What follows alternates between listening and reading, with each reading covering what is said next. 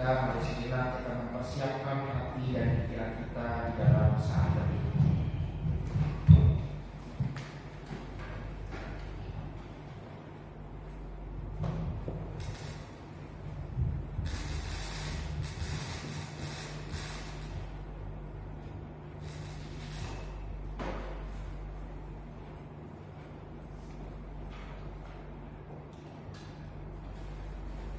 Mari kita bangkit berdiri, kita menghadap Tuhan dengan menghadap pujian Kidung Jemaat 293, Puji Yesus bait 1 dan 2.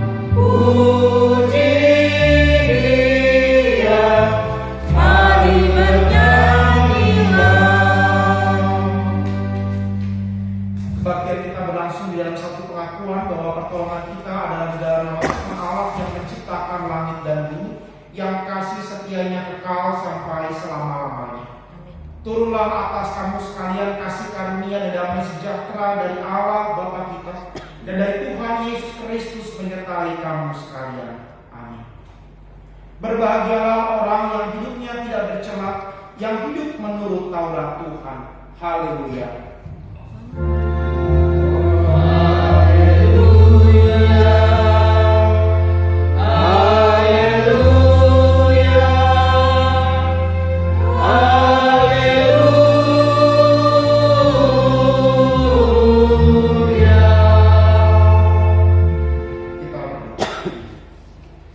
Kami bersyukur kepadamu Bapa dalam Kristus Yesus untuk pemeliharaanmu yang hebat, untuk kasih setiamu yang begitu ajaib di dalam hidup kami.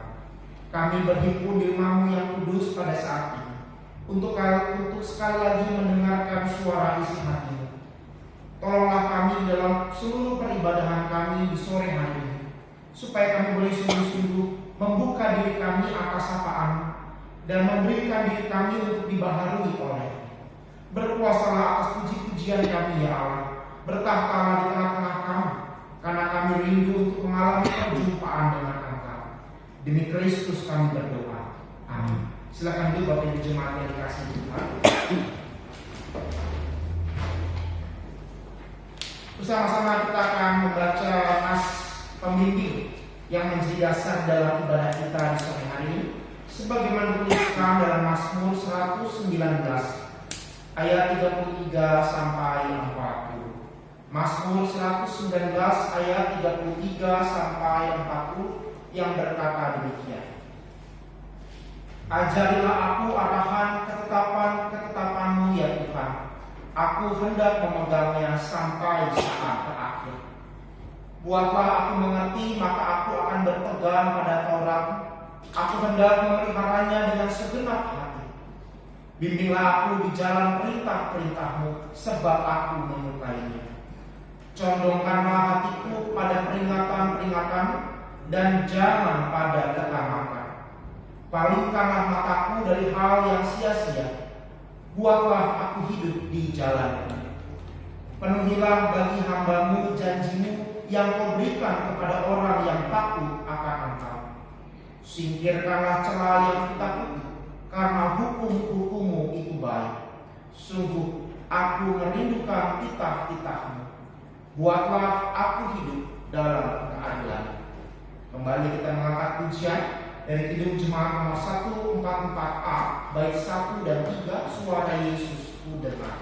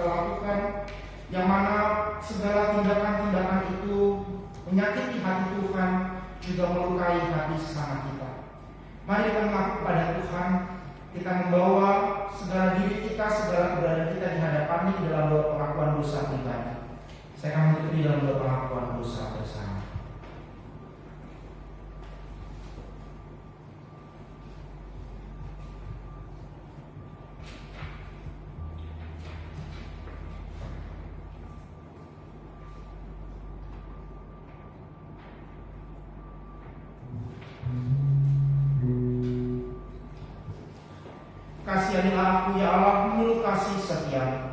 Hapuskanlah pelanggaranku menurut rahmat-Mu yang besar. Bersihkanlah kami seluruhnya dari kesalahan kami, dan dari dosa kami tahirkanlah. sebab kami sadar akan pelanggaran kami, dan kami senantiasa bergumul dengan dosa kami. Terhadap Engkau sajalah kami telah berdosa dan melakukan apa yang Engkau anggap jahat.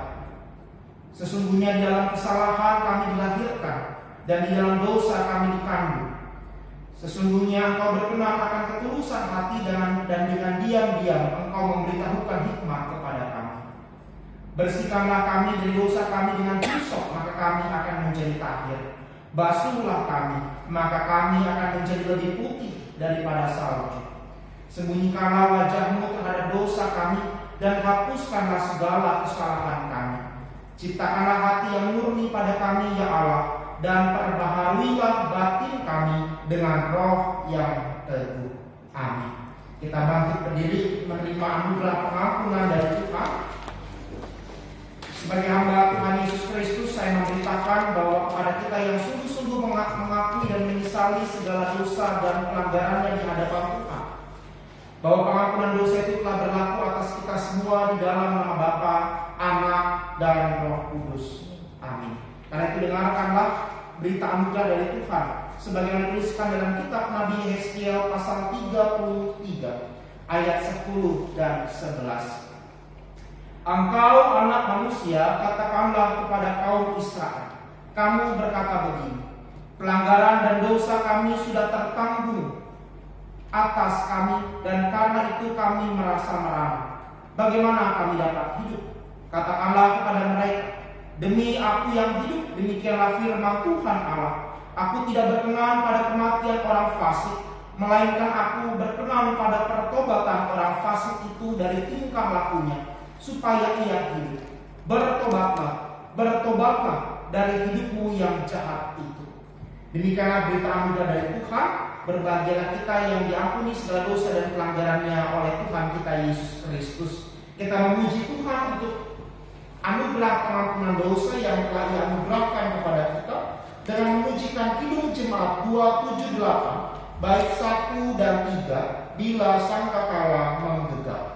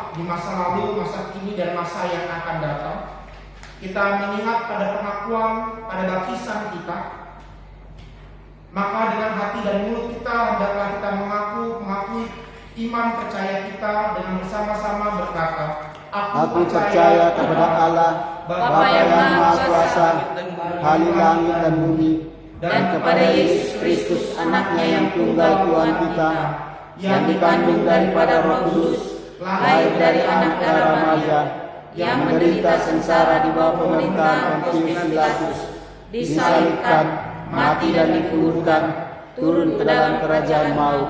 Pada hari yang ketiga, bangkit pula dari antara orang mati, naik ke surga, duduk di sebelah kanan Allah, Bapa yang Maha Kuasa, dan dari sana Ia akan datang untuk menghakimi orang yang hidup dan yang mati.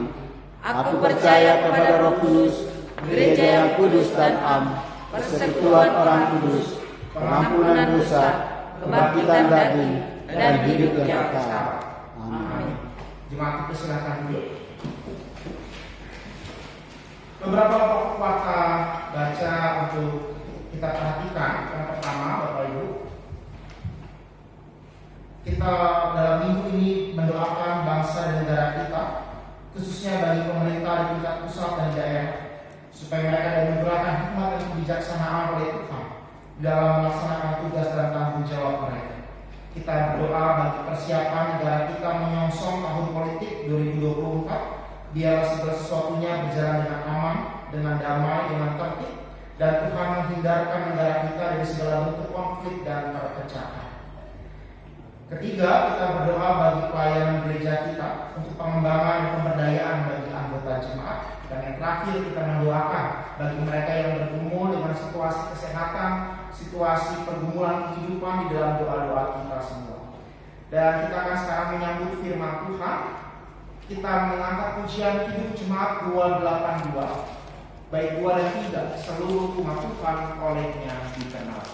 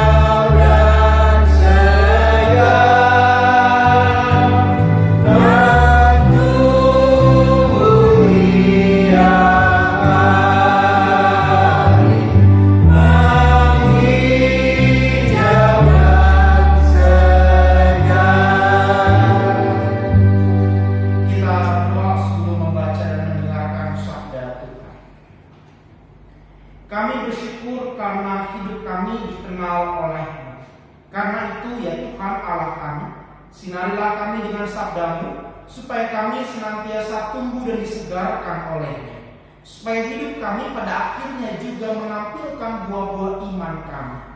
Karena itu ya Roh Kudus, berilah kami roh pengertian, beri kami hikmat, beri kami kebijaksanaan, supaya firman yang akan kami baca dan dengarkan itu tidak berlalu begitu saja, tetapi boleh sungguh-sungguh tertanam dengan baik di dalam hati kami masing-masing. Buatlah hati kami menjadi tanah yang subur, supaya benih-benih firman itu dapat bertumbuh dengan baik. Ya Tuhan Yesus, sapalah setiap kami, ubahkanlah kami, bentuklah hidup kami untuk semakin serupa seperti-Mu. Kami mohonkan ini semua di dalam nama Tuhan kami Yesus Kristus, firman Allah yang telah turun menjadi manusia dan diam bersama kami. Amin. Ibu bapak jemaat yang dikasih Tuhan, kita akan memperhatikan firman Tuhan dari Injil Tuhan kita Yesus Kristus menurut Matius pasal 18 ayat 15 sampai 20. Matius pasal 18 ayat 15 sampai 20.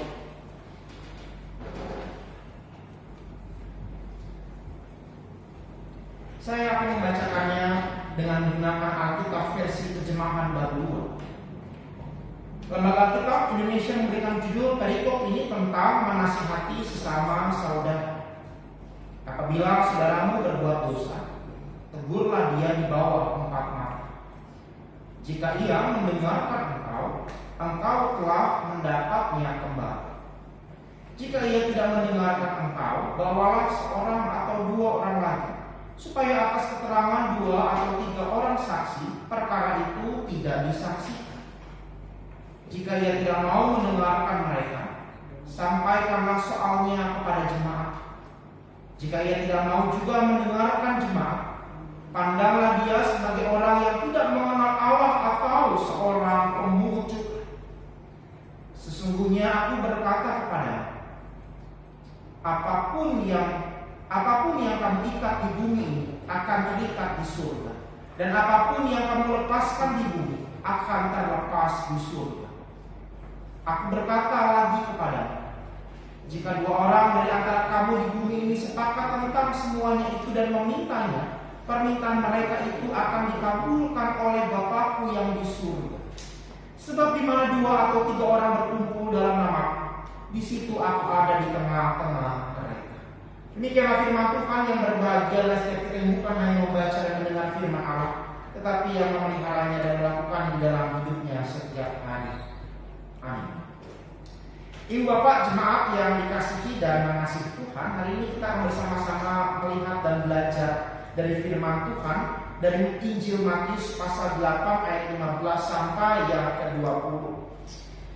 Dalam prinsip etika Kristen Bapak Ibu, maka bagian ini adalah bagian pastoral khusus, begitu ya. Jadi dalam hidup kita menggereja ada 2 jenis atau 2 tipe atau 2 bentuk pastoral kepada jemaat.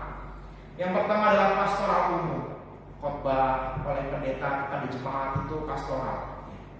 Lalu renungan-renungan harian yang disampaikan secara umum dari pendeta kepada jemaat itu adalah bentuk pastoral umum. Tapi bentuk yang kedua adalah pastoral khusus, atau kalau dalam gereja zaman dulu disebutnya sebagai disiplin gereja, siasat gereja, gitu ya. Ketika dirasa perlu seorang pendeta bersama dengan penatua begitu untuk memanggil jemaat yang bermasalah untuk membentuk, menyadarkannya dari kesalahannya, maka itulah yang disebut dengan pastoral khusus. Dan hari ini ayat 15 sampai 20 dalam Injil Matius berbicara soal pastoral khusus itu. Bagaimana ketika kita menjumpai ada seorang yang berbuat dosa, ada prosedur yang Allah tetapkan di dalam Yesus Kristus.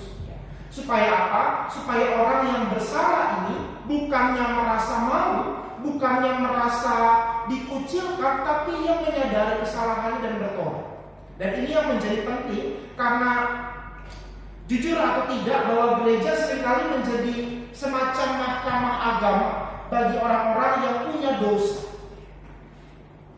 Di gereja, misalnya dulu saya berasal dari DKI, Bapak Ibu, kalau ada orang yang melakukan kesalahan, misalnya melakukan perselingkuhan, melakukan perzinahan, maka pada tahun 80 atau 90-an pada zaman itu, orang yang melakukan kesalahan itu akan dibawa ke depan mimbar. Setelah berkhotbah, dia harus mengakui kepada jemaat bahwa setelah melakukan dosa ini dan itu. Dan bentuk itu harusnya ya membuat orang itu merasa didukung. Tetapi faktanya adalah sekian puluh tahun ketika disiplin gereja semacam itu dilakukan, yang terjadi adalah itu menjadi ajang untuk mengecilkan orang yang melakukan kesalahan. Sehingga kemudian pada akhir tahun 90 menjelang tahun 2000-an, siasat gereja atau disiplin gereja semacam itu tidak lagi dipakai. Karena kenapa? Karena kita bukan mendoakan, kita bukan mendukung dia menjadi lebih baik, tapi menjadi cara dan sarana kita untuk menjatuhkan orang yang melakukan kesalahan. Sehingga siasat gereja, disiplin gereja yang tadinya semangatnya adalah seperti apa yang dikatakan Yesus pada ayat 15 sampai 20 jadi bergeser. Ketika mendengar kata siasat gereja, disiplin gereja dikenakan pada orang yang melakukan dosa, maka itu menjadi momok yang menakutkan, momok yang menyeramkan. Padahal semangatnya kalau menurut ayat 15, jika ia mendengarkan engkau telah mendapatnya kembali, selesai. Tapi banyak orang sekarang menghindar. Kalau pendetanya datang nanya masalahnya apa, lebih baik sebelum pendeta ditanya, mending gak usah datang ke gereja sekalian. Betul begitu kan ya? Atau kalau misalnya gak pernah datang ke gereja karena ada masalah tertentu dalam persekutuan, dalam keluarganya, perkunjungan ke rumah dari pendeta bersama dengan penatua ke rumah jemaatnya, ketika sampai depan rumah lebih baik gak usah dibuka pintunya. Karena kenapa? Karena kita punya ketakutan bahwa disiplin gereja itu pada akhirnya akan mempermalukan kita. Nah, hari ini Tuhan Yesus mau mengajak kita melihat secara lebih utuh bagaimana cara kita menasehati, cara kita menegur yang berdosa itu harusnya dilakukan dalam semangat kasih.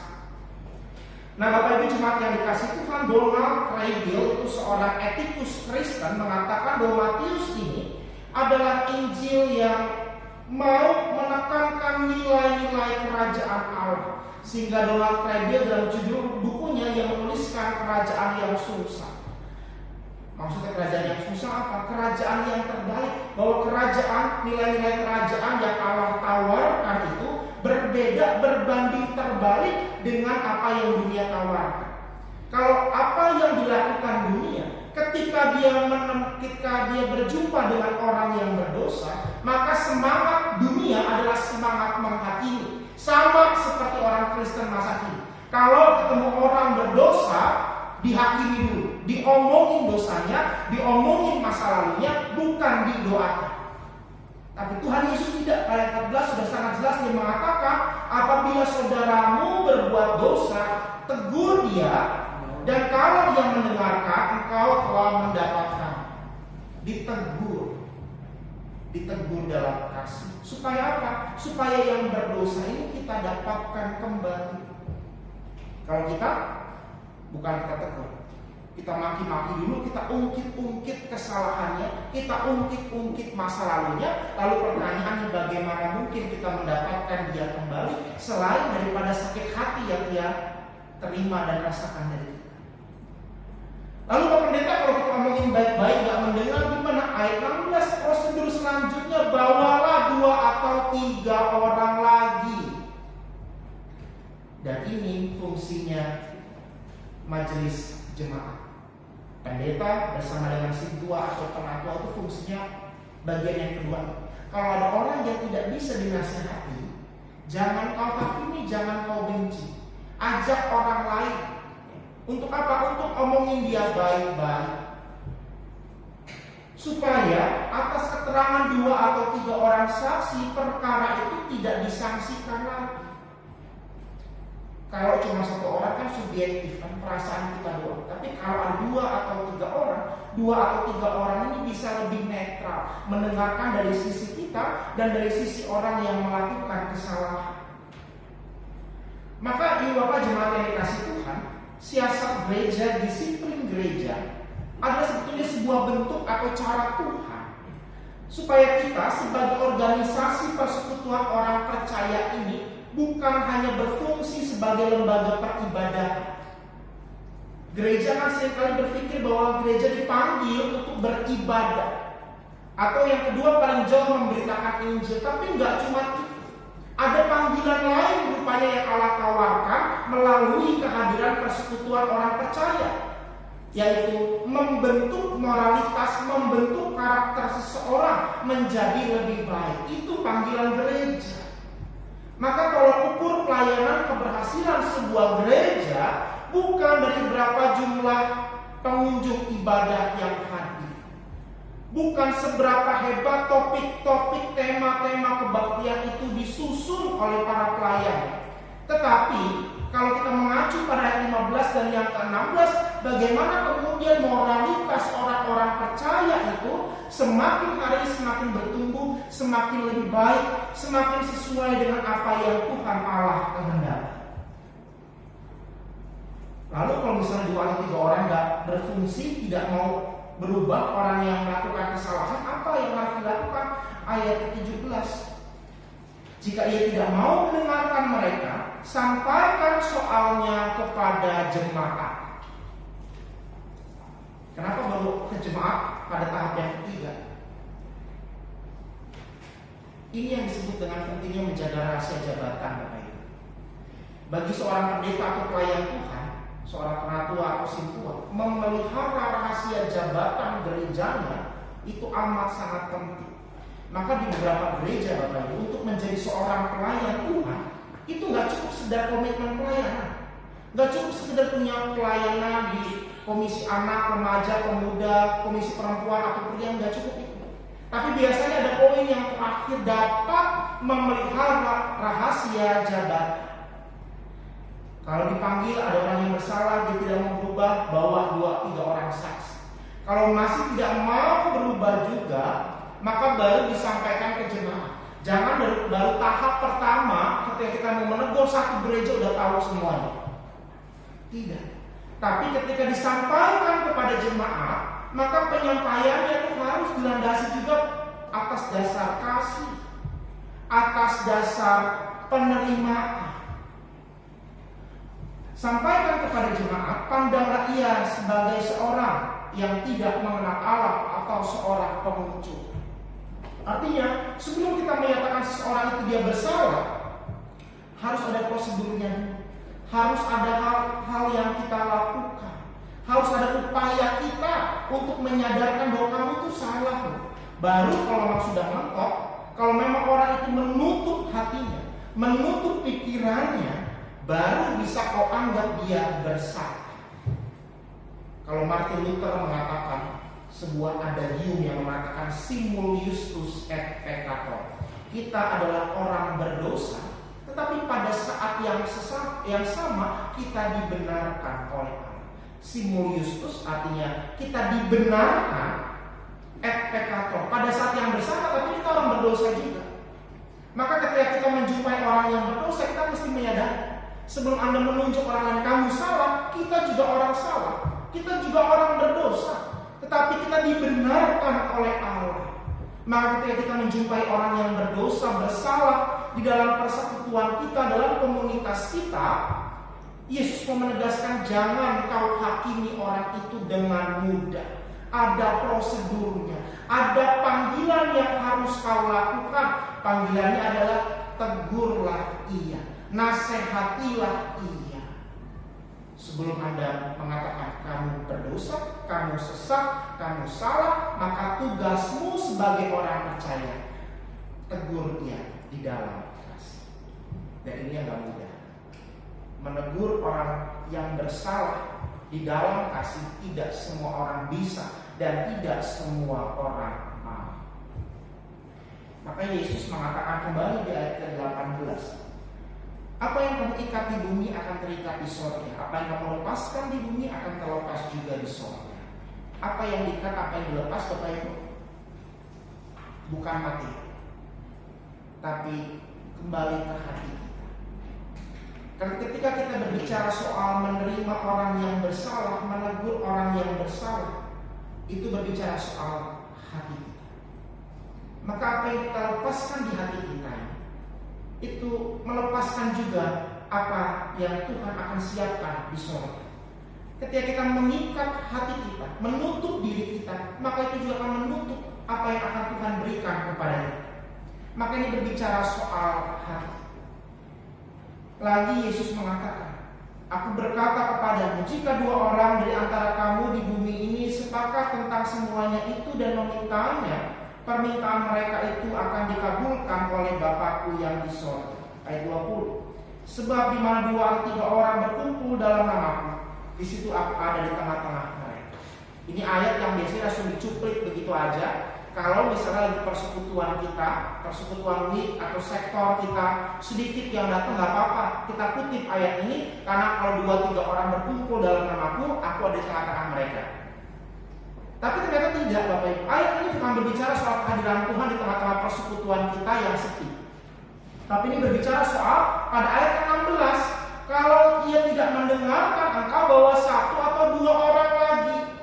Nah nanti kalau udah mentok, majelis bersama dengan pendeta ini udah mentok banget, kamu gak sendirian, ada aku yang hadir di tengah-tengahmu. Kamu berusaha semaksimal mungkin untuk menolong orang ini, jangan lupakan kehadiran. Itu kata Tuhan, karena aku ada di tengah-tengahmu, hadir di tengah-tengahmu. Dan kalau kamu bersepakat apa yang kamu minta untuk orang itu, aku akan mengabulkan. Ini peran persekutuan, saudara-saudara, mendoakan. Kalau Bapak Ibu terima di warta, misalnya ada beberapa gereja yang menuliskan kalau yang pindah agama itu adalah pernyataan domba yang hilang. Ya. Telah berpindah keyakinan, nomor anggotanya ini begitu ya, dari gereja ini kepada agama tertentu. Apa biasanya reaksi kita sebagai orang percaya? Orang tuanya pasti kalau dia seorang anak yang baru menikah gitu ya, karena ikut pindah agama, ikut pasangannya, maka orang tuanya akan diomongin, kok bisa sih anakmu pindah agama? Akhirnya pertanyaan itu bisa bergulir menjadi sebuah penghakiman. Oh ya pantas, dari dulu gak pernah ikut remaja kok, dari dulu gak pernah aktif di gereja kok, jadinya penghakiman kok. Tapi ternyata kalau kita membaca seluruh rangkaian ini, maka panggilan kita apa sih? Ingat ada Tuhan. Kalau persekutuan ini mendoakan, bukan tidak mungkin Tuhan mengubah hatinya, bukan, karena Tuhan mengatakan kalau ada 2-3 orang berkumpul dalam namaku, aku ada di tengah-tengah mereka. Dan kaitannya dengan apa? Kaitannya dengan ketika kita menjumpai orang yang bersalah, yang melakukan kesalahan, di situ Tuhan hadir. Anda tidak sendirian ketika Anda mencoba untuk menegur orang yang bersalah, tapi ada Tuhan yang hadir di tengah-tengah kehidupan kita sebagai orang yang mencoba berusaha menasehati saudara kita yang berbuat kesalahan. Nah maka ayat 19 dan 20 ini Bapak Ibu adalah inti dari semangat persekutuan. Ingat, itu bukan inti dari semangat ketika kita membenarkan persekutuan kita cuma 2-3 orang yang datang gitu, nggak apa-apa lah, karena kan Tuhan mengatakan aku hadir. Enggak juga. Kalau ada situasi seperti itu, persekutuan kita kok cuma sedikit yang datang, maka prinsip ini juga berlaku. Tegur, tanyai, kenapa kamu nggak datang? Jadi bukan membiarkan, bukan membenarkan. Kemudian kalau persekutuan kita 10 tahun berjalan, yang nanti cuma orangnya itu aja, maka berarti ada yang keliru, jangan-jangan. Atau yang kedua, jangan-jangan sebagai persekutuan kita tidak pernah mendoakan orang yang melakukan kesalahan. Maka hari ini kita mau belajar tentang bagaimana kita bersikap ketika menjumpai ada kesalahan yang terjadi di tengah-tengah persekutuan kita. Tegur dalam kasih. Kalau tidak mau mendengarkan teguran kita, maka ajak 2 atau 3 orang untuk menegur kita. Kalau tidak apa? Sebagai jemaat doa. Sudahkah kita menjadi jemaat yang mendoakan orang lain? Atau kita cenderung lebih suka mendoakan pergumulan-pergumulan kita sendiri? Sudah berapa banyak Bapak Ibu mendoakan tetanggamu mungkin, saudaramu yang tengah bergumul dengan kesalahan mereka, sudah kita doakan atau kita hakimi? Di tengah-tengah persekutuan sektor kita mendoakan orang yang melakukan kesalahan atau kita hakimi? Di tengah-tengah keluarga kita doakan anggota keluarga kita yang melakukan kesalahan atau kita hakimi? Yesus menghadapkan 2 pilihan. Sebagai orang Kristen, pilihannya Anda mau tegur dia dalam kasih, doakan dia, atau biar. Kalau dunia, kalau sistem pemerintahan Roma ketika Injil Matius ini dituliskan, pembiaran itu menjadi sesuatu yang lazim. Maka bagi orang-orang Yahudi pada saat itu, kalau Bapak Ibu sering mendengar khotbah bahwa orang Samaria tinggal di daerah ini, orang yang sakit kusta di daerah ini. Kenapa? Karena bagi orang Yahudi kalau kamu udah salah, kamu udah tidak suci menurut hukum Taurat agama lain, maka diekskomunikasikan. Sesuatu yang amat sangat mudah dilakukan oleh orang-orang yang tidak mengenal Tuhan untuk melihat situasi itu hitam dan putih. Saya benar, kamu salah, karena kamu salah kamu keluar. Saya suci, kamu tidak suci, maka kamu harus keluar. Bagi orang zaman itu sangat mudah untuk melabeli kamu sesat, kamu berdosa, kamu bersalah, kamu keluar dari sini. Tapi Yesus tidak. Yesus tidak menginginkan dengan mudahnya persekutuan orang percaya itu menjadi persekutuan yang mudah untuk menghakimi orang lain. Karena kalau demikian terjadi, apa bedanya kekristenan dengan agama lain? Nggak ada bedanya. Tapi doa supaya itu tidak terjadi. Kenapa? Karena kita punya Tuhan yang hadir di tengah-tengah kita, yang mampu mengubah hati dan pikiran kita, yang mampu menyadari kita. Kalau kata Injil Yohanes, ada Roh Allah yang mampu menginsyafkan kita, dan itu tugas persekutuan orang percaya. Maka ibu bapak jemaat yang dikasih Tuhan, mari kita belajar menjadi persekutuan yang dilandasi oleh semangat kasih. Kalau kita menjumpai orang yang bersalah, orang yang berdosa, kita mau belajar pada hari ini, tegur dia dalam kasih dan doakan dia, karena Tuhan ada di tengah-tengah persekutuan kita. Tuhan memberkati dan menolong kita semua. Saat ini sejenak bagi kita.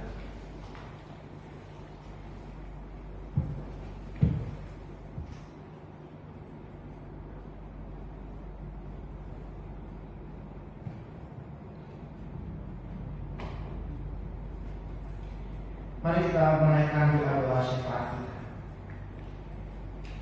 Tuhan Yesus yang murah hati, terima kasih untuk firman-Mu yang telah kami dengarkan, yang telah kami renungkan pada saat ini. Firman-Mu sungguh meneguhkan dan menguatkan kami bahwa sejatinya sebagai persekutuan orang percaya, sebagai persekutuan gereja, kami dipanggil menjadi sebuah persekutuan yang digerakkan oleh semangat kasih. Sehingga ketika kami menjumpai orang-orang yang bersalah, orang-orang yang melakukan kesalahan, kami bukan menjadi hakim-hakim yang mudah menghakimi mereka, tetapi kami menjadi orang-orang yang dengan kasih menegur mereka, mendoakan mereka, karena kami tahu bahwa Engkau ada di tengah-tengah kami. Maka Tuhan, biarlah firman ini menjadi rema dalam hidup dan persekutuan kami, supaya kami boleh terus belajar menjadi persekutuan yang mengasihi sesama kami, sama seperti Tuhan mengasihi kami tanpa batas. Tuhan, pada saat ini kami juga mau menyatukan hati dan pikiran kami. Kami mau berdoa bagi bangsa dan negara kami Indonesia. Berkati para pemimpin kami Tuhan di pusat dan di daerah, di dalam melaksanakan tugas tanggung jawab politik mereka. Biarlah mereka boleh melakukannya dengan hikmat, dengan kebijaksanaan, dengan penuh tanggung jawab, sehingga setiap keputusan-keputusan politik yang diambil membawa kebaikan dan damai sejahtera bagi seluruh warga negara Indonesia. Kami juga mau berdoa bagi persiapan negara kami memasuki tahun persiapan pemilu 2024 mendatang. Tuhan, berikanlah bangsa kami keamanan, ketentraman, dan jauhkanlah bangsa kami ya Tuhan dari segala konflik dan perpecahan, dari segala berita-berita kebohongan yang berpotensi memecah belah kami. Biarlah kami semua warga negara Indonesia ini boleh semakin bijaksana, boleh semakin mengupayakan kedamaian, boleh saling mengasihi, saling menghormati terlepas adanya perbedaan apapun yang ada di antara kami semua. Peliharalah bangsa kami Tuhan dalam cinta kasih. Kami juga mau mendoakan juga Tuhan bagi gereja-Mu di tempat ini, khususnya antara kerjasama yang baik dengan Gereja Presbyterian dan HKBP Pondok Kelapa di tempat ini. Kedua gereja ini milik Tuhan. Apa yang kami miliki juga berasal dari Tuhan. Maka biarlah kiranya Tuhan yang terus menjaga dan memelihara kedua gereja ini. Berkati Tuhan untuk HKBP Pondok Kelapa, untuk pendeta Mama bersama-sama dengan seluruh para Harun yang melayani di gereja ini. Tuhan yang memberkati mereka, Tuhan yang menganugerahkan kepada mereka kesatuan hati dalam melayani Tuhan. Demikian juga bagi gereja Presbyterian bersama dengan pendeta Lasmia dan seluruh penatua yang melayani. Tuhan yang memberkati setiap hari yang melayani mereka. Kami juga memberdoakan Tuhan untuk setiap anggota jemaat kami masing-masing. Anggota jemaat KKP Pondok Kelapa bersama-sama dengan anggota gereja Presbyterian Indonesia. Berkati Tuhan jemaat-jemaat ini. Mereka milik Tuhan. Mereka milik usaha Tuhan, umat kesayangan Tuhan. Maka biarlah apa yang mereka doakan, apa yang mereka harapkan, apa yang mereka rindukan di dalam doa-doa pribadi mereka, Tuhan yang mengabulkan dan menganugerahkan segala yang baik. Kami juga mendoakan Tuhan bagi setiap kami atau sanak saudara kami, keluarga kerabat kami yang telah bergumul, atau bahkan kami sendiri yang bergumul. Apabila kami di antara kami bergumul dengan situasi keuangan, situasi pekerjaan, situasi kehidupan yang kurang baik, biarlah Tuhan yang menolong dan memampukan kami menyelesaikan setiap pergumulan-pergumulan hidup kami dengan kekuatan daripada. Apabila di antara kami yang bergumul dengan relasi yang rusak, dengan keluarga, kerabat kami, sahabat-sahabat kami, orang-orang terdekat di sekitar kami, maka sesuai dengan firman-Mu hari ini Tuhan, kami mau memulihkan relasi kami yang rusak. Kami mau menjadi orang-orang yang didorong oleh semangat kasih, menegur apa yang salah, dan mendoakan mereka yang salah, supaya mereka bertobat dan kembali kepada Tuhan. Inilah doa kami yang jauh daripada sempurna. Dengarkanlah Tuhan doa kami ini, tetapi jangan kehendak kami yang jadi, melainkan biarlah hanya kehendak-Mu saja ya Bapa yang jadi atas doa kami. Sebab doa yang jauh daripada sempurna ini kami persatukan di dalam nama Tuhan kami Yesus Kristus. Amin. Kita akan memberikan persembahan yang terbaik bagi Tuhan. Firman Tuhan yang mendasari persembahan kita dari Roma 12 ayat yang pertama. Karena itu saudara-saudara, oleh kemurahan Allah aku menasihatkan kamu supaya kamu mempersembahkan tubuhmu sebagai persembahan yang hidup, yang kudus dan yang berkenan kepadamu. Itulah ibadahmu yang sejati. Sambil kantong persembahan diadakan, kita akan mengangkat pujian dari Kidung Jemaat 288 bait 1 dan 2, Mari Puji Raja Sorga. Kepada petugas pelayanan dipersilakan.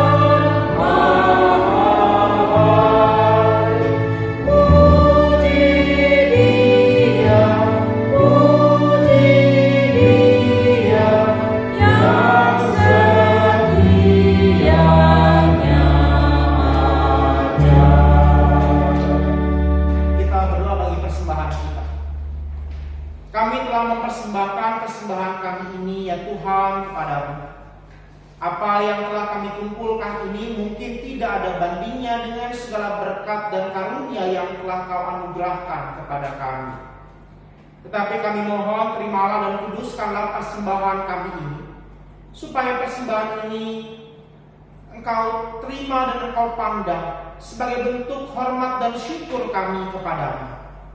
Doronglah kami senantiasa untuk terus mempersembahkan hidup kami sebagai persembahan kami yang tulus, persembahan kami yang sejati kepadamu.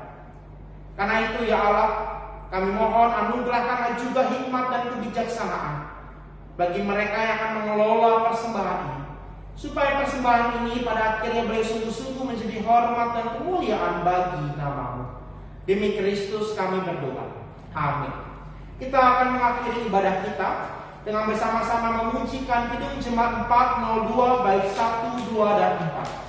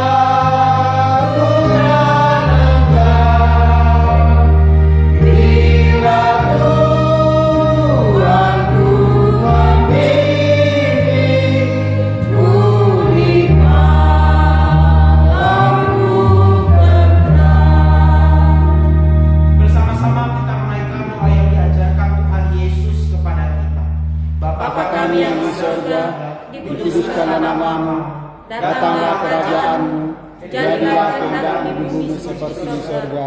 Berikanlah kami pada hari ini makanan kami yang secukupnya, dan ampunilah kami akan kesalahan kami, seperti kami juga mengampuni orang yang bersalah kepada kami. Dan janganlah bawa kami ke dalam pencobaan, tapi lepaskanlah kami dari yang jahat. Karena Engkau punya kerajaan dan kuasa dan kemuliaan sampai selama-lamanya. Amin.